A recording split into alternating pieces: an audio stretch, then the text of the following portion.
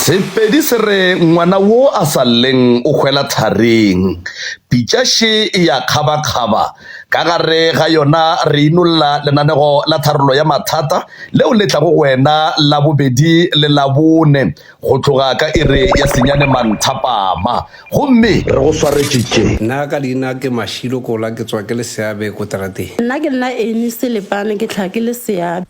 Ke mo pitseng tse golo re tlisitse taba le sello gore ka mo pitseng tse golo bo Dr. Mremi le bafarafari ba hae ba tle ba re thuse ka sello se re lang ka sona sa human trafficking. Ke ile ngwana a lwala ka misa tleliniking ra mo tseya ra misa sepetlele sa Mametlhake ba mo admita.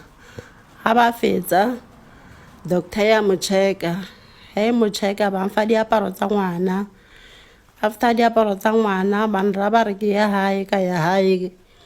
He ke boa ke tla le motho o mogolo ba re ngwana ba mo fisitse ka mistake. Ha taba ntse tsamaya ngwana ka mokgone ba re o tlhokofetse ebile o fisitswe ka phoso wa utlwela gore ngwana o teng wa phela le di-whereabouts tsa hae gore di ko kae.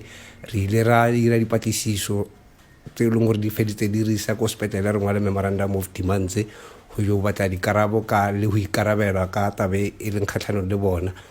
Go tseneng ka mo sepetlele re tlhakane le tlhakatlhakano e ntšhi le mo leng gore re feditse le gore di-file tsa ngwana ka mokgone di requesta tsa di-medical file ya ngwana re kry-ile gore ga ana file ya ngwana ana file e tlhalosang gore ngwana sele a tsena a admitiwa ka mo sepetlele ngwana sele a tlhokofala until tabe e tla e tsena le ke maphodisa go budiwa case. But then since le case e budiwa tabe le currently so ha hona le ko sele a tsena khoto ka teng.